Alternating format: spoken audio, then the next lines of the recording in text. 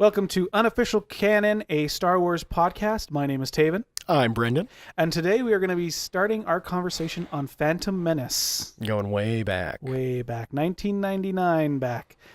We expect this to stretch over several episodes. Yes. An unknown amount. So strap in. Kick back. Grab a beverage. And enjoy what comes next. Because we certainly didn't. So before we actually start talking about the movie, I think something that's really interesting is how different our experiences were in 1999 watching this movie. Yeah. So, Brendan, can you just quickly talk about how did you perceive the movie? So, let's start off by saying that I rewatched Phantom Menace for this podcast, and that was my second time watching it. Now, I'm a gigantic Star Wars nerd. I was born into it. I was born in 84, so for me, Star Wars was always A New Hope, Empire, Jedi. And I would sit down and watch 6 hours of entertainment. It was just one big story. I was, as a kid, excited for Phantom Menace. And as a kid, as a 15-year-old, on the cusp of adulthood, I remember sitting in the theater and being about an hour in and saying, Star Wars, I'm too old for it. And then I went back home after watching Phantom Menace, watched A New Hope, and I was like, no, I'm not. That was just not a good movie. And then I never saw it again until Friday, which was 2 days ago. So that's 18 years between viewings. That's pretty impressive. Yeah. See, my experience in 1999 was the polar opposite of yours. I was born in 1990, which made me 9 years old when that movie came out. So I was exactly the same age as Anakin Skywalker in that film. So leading up to the movie, I remember like Taco Bell and Pizza Hut had like the toy rights to them, and they all had toys. When was the last time you heard those places having toys? Those horrible cups. And I got them all. Yeah. I got them all. In my bedroom, because my parents were constantly renovating our house, my bedroom used to be like a little workshop for my dad, and there were still like these workshop shelves on the wall, and if you open them, there was a shrine to Phantom Menace, like magazine cutouts, and like, you know, like if I was a teenage girl, you would have thought that I was in love with Qui-Gon Jin or something. Yeah, like yeah, that, exactly. Right? And I remember seeing the film the first time at the biggest screen in the city. I think just with my mother and dad. Maybe there was a few other people there. My sister would have been too young at this point. And I really liked the film when I was 9 years old. And I remember whenever there was a group of people going to the movie, they were like, oh, Tavin, do you want to come along? You like Star Wars. And I was like, yeah, let's do it. It'll be Wizard, right? Yeah, exactly. So I really enjoyed it as a child. It was around the time that the Red Letter Media Review came out that it was the first time that I had truly revisited the movie. And I remember that someone was like, oh, there's this Red Letter Media Review where they tear Phantom Menace apart. You should watch it. And I was like, okay, I will, but I'm going to watch Phantom Menace first. Right. And I remember it being like, oh my God, this is a bad movie. And that was like 8 or 9 years ago now. And then since then, when I started dating my now wife, I tried to watch it and I couldn't get past the part where Qui-Gon bumps into Jar Jar. And then, so this is probably the first time that I've sat down and watched it in entirety while paying attention in like the last 8 or 9 years. So like there's still a bit of gap, not quite as much as you though. That's quite impressive, because I've definitely like marathon the movies and stuff, but every year around New Year's and Christmas, like Showtime and all those channels, like here's all 6 Star Wars movies, and like you put it in the background, and I've seen bits of Phantom Menace here, there, and everywhere, but this is the first time in a long time that I sat down and actively watched it. Yeah.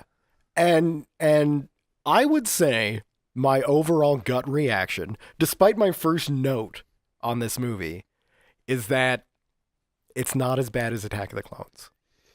It's not as bad as I remember. Yeah. Watching it this time, I was watching it in preparation for this podcast, so I was taking notes. And I know a lot about like the expanded universe now, and there's things that they've done that kind of fix this movie retroactively. And then there's little lines here, there, and everywhere that it's like, I think George Lucas like hinged too much of the movie on, but like if you really give those lines weight, it makes sense. but there's still some really bad stuff. Oh, it's not a good movie.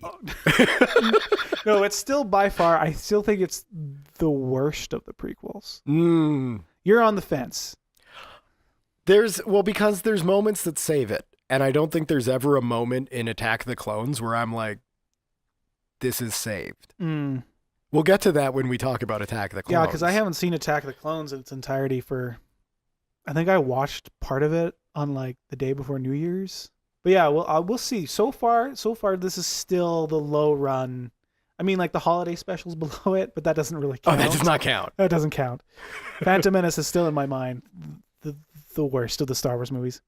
But not as bad as it used to be, is what I'm trying to say. Yeah. It's anyway. Well, let's just dive in. We just jump into here and see what happens. And now I don't know with the Last Jedi, we did what we liked, what we didn't. I don't know if that's going to work for this movie. No, we are just going to go through it. Yeah. And the reason why I said this could take several episodes is that we might go on side rants or stuff. But eventually there will come an episode. It may be 8 episodes from now. It may be 12 episodes from now. It might be 3 episodes from now. We don't know.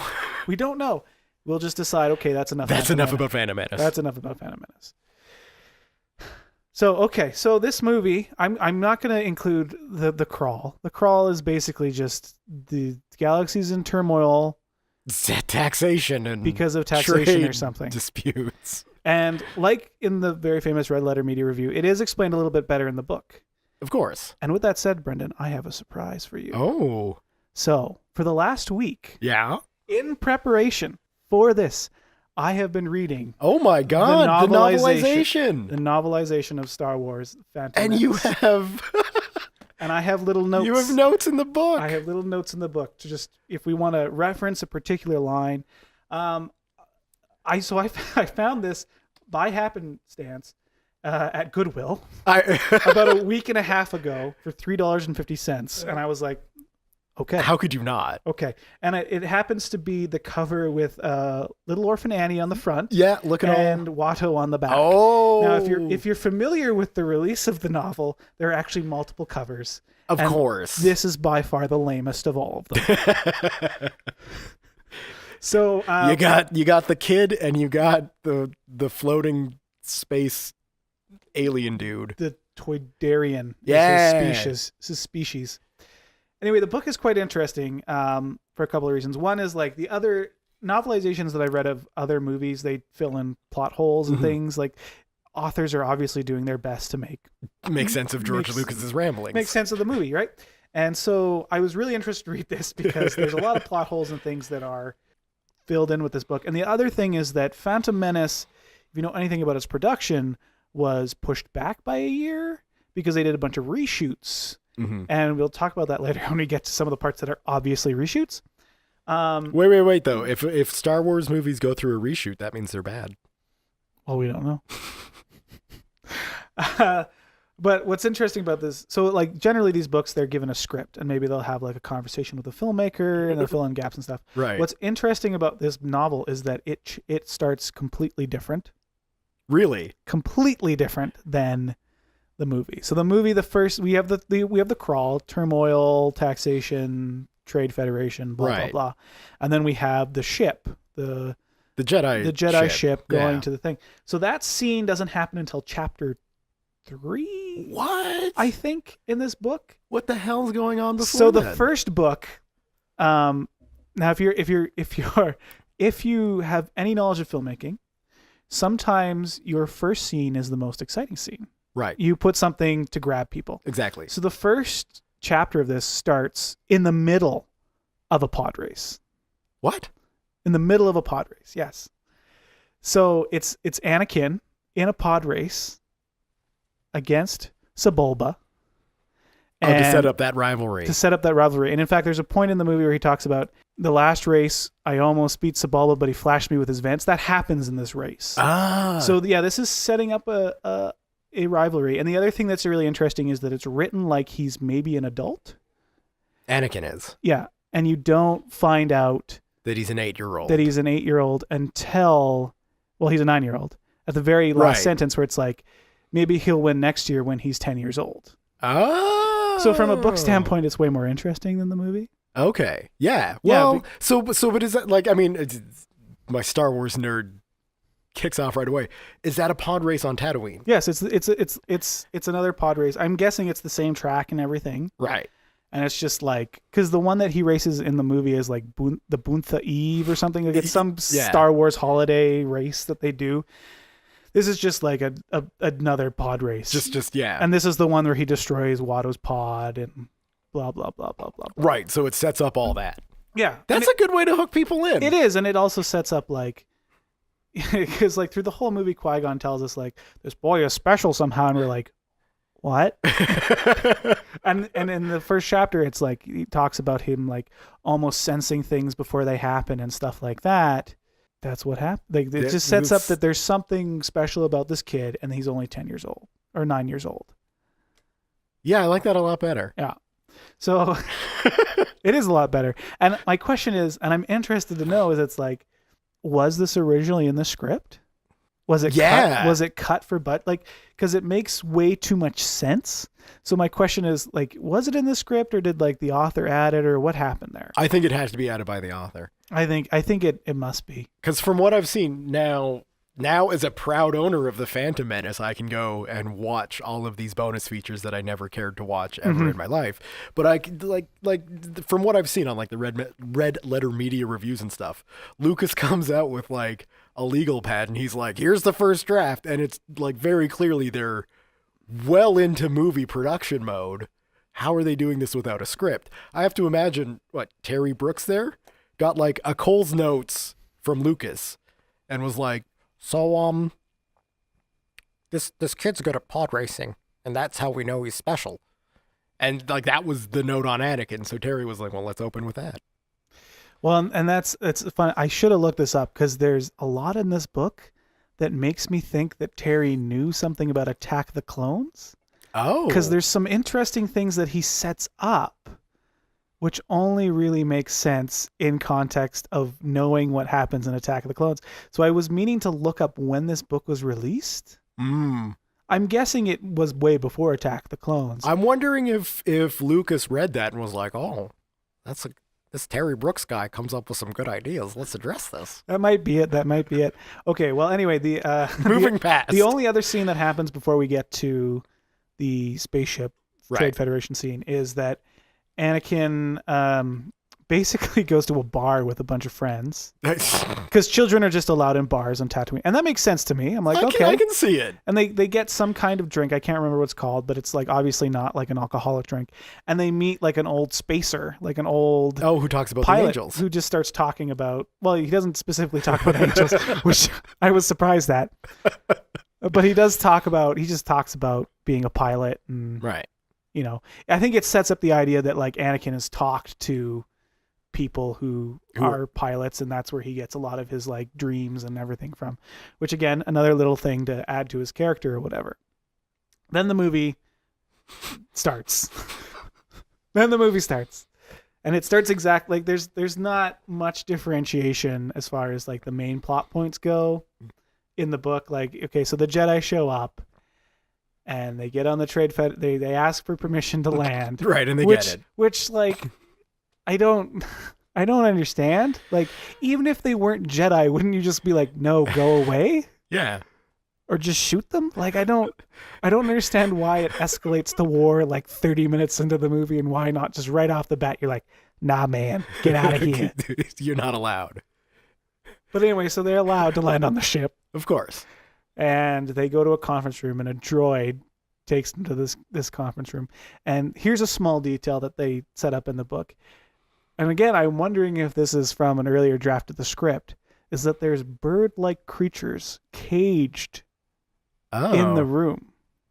Really? Yes. Bird-like. And they specifically state that they're obviously birds. They're space birds of some kind, right? Although they don't go into detail of like what kind of species they are or anything like that, which makes me think that maybe the author added them, because if they were from an earlier script, there would have been some weird name. Yeah, there would have been a Star Wars name that Lucas dreamed up in a... Yeah, someone would have come up with something, right? Yeah. That's a weird detail to add, though. Well, you'll see why. It's actually a really smart detail in a moment. So... Are they literally canaries? when the gas comes in, does one of them die? And Qui-Gon's like, maybe. So anyway, he's let in there, and then the droid TC-15, I think, was in the book, because everything actually has proper names. It's proper Star names. Wars. Yeah. He's like, or she, because it sounded like a female droid, is like, oh, they were Jedi Knights. And you know how people talk about how Star Wars doesn't have, like Phantom Menace doesn't have a protagonist? Mm-hmm. I have now a theory that this droid is the protagonist of the film. That droid is the main. This droid that we see for 30 seconds at the beginning of the movie is actually the protagonist of this movie. You're going to have to explain yourself, so sir. sometimes the protagonist can be like it's the fish out of water that kind of explains this weird. The world is explained to this character right as we go along. And a lot of times they'll say things that the audience is just thinking. So a lot of people, they're like, the Red Letter Media review goes way too in depth about this, about how like she knew that they were Jedi because they were like in robes, and that's what we saw Obi-Wan and A New Hope in. So that's all Jedi must wear that. Right. And that's literally like when you watch this movie, you're like, oh, those must be like the 12-year-olds. Yeah. Like those must be Jedi. And so this robot speaks to the audience and is like, this is what Jedi look like. These are Jedi. And that's why I'm convinced that this is the closest thing that we get to a protagonist is this robot. Because they speak to the audience. Yes. I mean, that is a good qualification specifically for this movie, because otherwise it's impossible to pick out who your hero is. Yeah, I don't know. Like, and it's like, it's not even like, and it's funny because later in the movie they have the like, Anakin knows he's a Jedi because he sees his laser sword. Mm-hmm. And like they could have just had a shot where the droid just saw it flash. Yeah.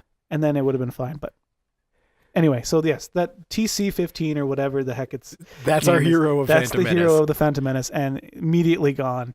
And by the end of the movie, it dies a horrendous death.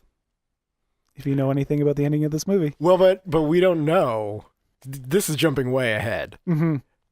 Because when at the start of the movie we show up and there's tons of these Trade Federation ships. Mm-hmm. At the end of the movie we come back and for whatever reason this intergalactic blockade has been reduced to one. We don't know that our hero is on that ship. I'm pretty sure there is a line where they talk about the droids being controlled by the Viceroy's ship. Okay. And this is the Viceroy's ship. Yeah. Okay. I could be wrong. So, I mean, if you need the headcanon to believe that our hero survived. I do. I need some positive out of this. You just go for that. So we haven't even got to my first note yet. So you just keep going. Okay, I'll just keep going. So then they talk to Sidious, who's a hologram. Yeah. And supposedly they've only talked to this person via hologram, which is confusing. And he's like, the Chancellor should never have brought the Jedi into this. Right. Kill them now. Yeah. So they very famously fill the room with gas, and the Jedi just hold their breath. Mm-hmm. Another force power that we're not aware of, but you can do it at this point in this movie because we have no idea what the limitations of a Jedi are. No, exactly. Like they could just hold their breath forever. That's fine at this point. Like we don't know. Oh, okay, they can. The Jedi healing coma, right, from the old EU. That's what's happening right here. And this is why the birds, as you guessed, canaries in the coal book mine, are because then they die. And right. Even though what's confusing is that like the book is like they die, but then the book still describes it as like a green gas. So it's not like the audience needed the canary to like understand. So there's gas filling the room. It's still not a colorless, odorless gas. Like the only thing I can think of is that like the author originally wrote it and was like, obviously the gas won't be, we won't be able to see it. It'll just be invisible. Sends his draft off to the story group and they're like, everything looks great. Except that the grass, people can see the gas. Yeah, it's green. It's green. It comes out of the vents. They can see it. Oh, okay. I'll just change that one line. So they do that. And then again, the Red Letter Media review comes into play where they enter the droids come and they're like, they must be dead by now. Mm-hmm. They open the doors and they start, and they're not. And they're not. Surprise. And they start cutting them down like butter, mm-hmm. as George Lucas had foretold. Yep. And everything's going to chaos. They're trying to get to the to the bridge, and originally Qui-Gon's kind of like cutting a hole in the bridge, and then they close the blast doors, so he just like puts his lightsaber in the middle, and his hand is like dangerously close to this molten metal. And in fact, in the book, it specifically calls out that he didn't completely submerge the lightsaber. Like it tries to not. with language say that like he won't get burnt, but like you watch the movie and his lightsaber is right there. Yeah. Well, and because I remember sitting there watching that, and again, I was in the mind frame of I'm not going to nitpick this movie because that's been done by Red Letter Media. So I'm just sitting there. This is like 5 minutes into the movie, trying to understand what's going on.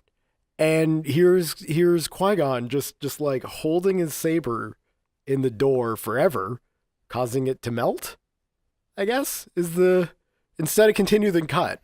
He's just like, nah, we'll melt our way through. Yeah, I don't really, and like the thing is, like, I'm not sure how that's going to help them, because like they'll just have this big melted hole that you have, it's like kind of like smashing a window and then trying to crawl through it. Like you're going to cut yourself on the glass, like you're going to burn. Yeah, you're going to burn. It's the molten metal. Whatever. Like, I think, well, maybe they could just like force power through the hole or something. I don't know. I don't. Just use force breath to cool it. Force breath. Superman's ice breath to cool down yeah, that's definitely what's going to happen. Anyway, so they're doing that, and then they're like, where are those droidicas, I think is what the voice droid calls them. Mm-hmm. And then Obi-Wan calls them destroyers. Everyone calls them droidicas except for Obi-Wan, who's like, look, Master, destroyers. It's like, which is confusing because it's like, have you seen these before? No. Like, I don't know. Anyway, so he calls them destroyers. And this was the point of the movie that I made a note where it's like, no one can, with a lightsaber like activated, no one can like move without like doing a twirl. Because like Qui-Gon, here's a shot of like Qui-Gon's got it in the door. He pulls it out. Obi-Wan's like, destroyers, pulls it out. He takes like a sidestep and like does the twirl. Does a twirl for no reason. And then is facing them, and then like they do the thing. They do the thing, and then they force run away. Yeah. They force run away, and then we don't really know what's. They're like, we've lost them. Right? How? They're Jedi and they move really fast on the Viceroy's ship, not just any other ship. This is supposedly the flagship. Mm-hmm. It's like if Han and Chewie are running around the Executor, and Piet comes up to Vader and is just like, we don't know where that smuggler and that Wookiee went. They're somewhere in the ship. Well, to be fair, they do that in A New Hope. Where I guess like, on the Death Star, yeah. They don't know where they are, so we're not really sure how internal sensors work. This must be before CCTV. Yeah, like to go into the deep dive of Star Wars lore, there's probably something to do with code cylinders where they can like track. Because I think in Rebels they steal code cylinders to fake someone going into a room. Yeah, that gets you past doors and stuff. Yeah, but it also like tracks like this person's in this room and this person. Still, I feel like on a ship full of, what are the aliens called? The Trade Federation aliens? Nubian? No, that's a Nubian class is like the Naboo fighter. Right. So like the Naboo are Nubians? Yeah. And also the Naboo, which doesn't make sense to me. But anyway, no, they're like, it's in the book. I'm not looking it up. Whatever it is. Yeah. Whatever it is. So you've got two Jedi running around on a ship full of droids and these guys. That's all. Yeah. It's just they gotta stand. Well, and what's even stranger is like they're like, okay, we've lost the Jedi. Start the invasion. Right. And it's like no. My God. And then when it's like, shouldn't we tell this Sith Lord about the two missing Jedi? And then the voicer is just like, there's nothing to report. Don't tell him anything. Just continue with the invasion. So here's what doesn't make sense. And at the same time, I do have headcanon to try to fix this.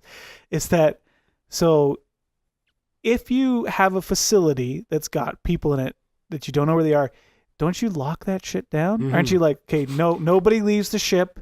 Nobody goes anywhere. We're going to find them. Right. We're going to go deck by deck. And then when we find them, we'll just execute them. Exactly. Done. Exactly.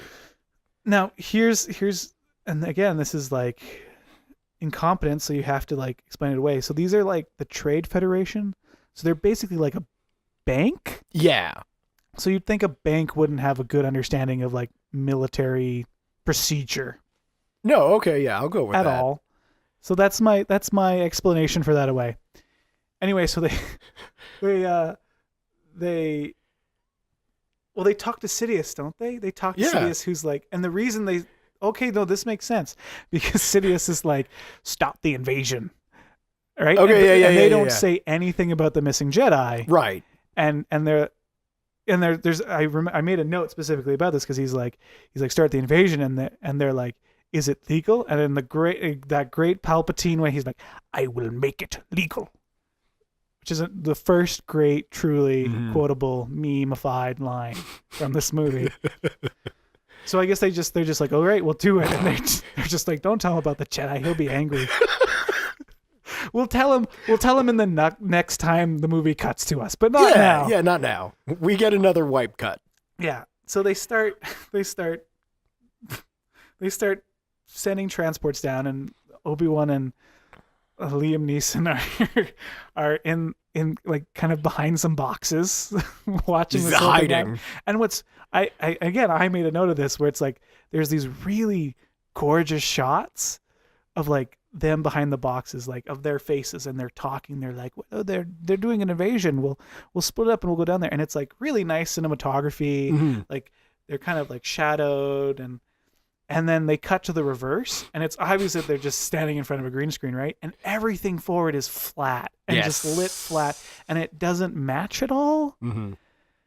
Because I guess like this is early days of CG, so I think lighting was kind of a problem. So you had to kind of light everything generally flat. So yeah, there's just nice cinematography ruined by technology right there. Well, and I think too at this stage they were still shooting on like physical sets. That's the one thing that Phantom Menace kind of has going with it for it compared to the other ones, is that there's way more physical sets. Because I know by the time episode 2 and 3 roll around, it's just a bunch of actors walking on complete green. Yeah, I think George was just everywhere. like, I'm tired of putting this much effort into these movies. I'll just do it all on blue screen, green screen.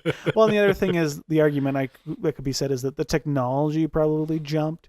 Because like Phantom Menace was the first movie to really be shot 100% digitally and then projected digitally. So there's like, I can't even imagine like coming from kind of the film industry,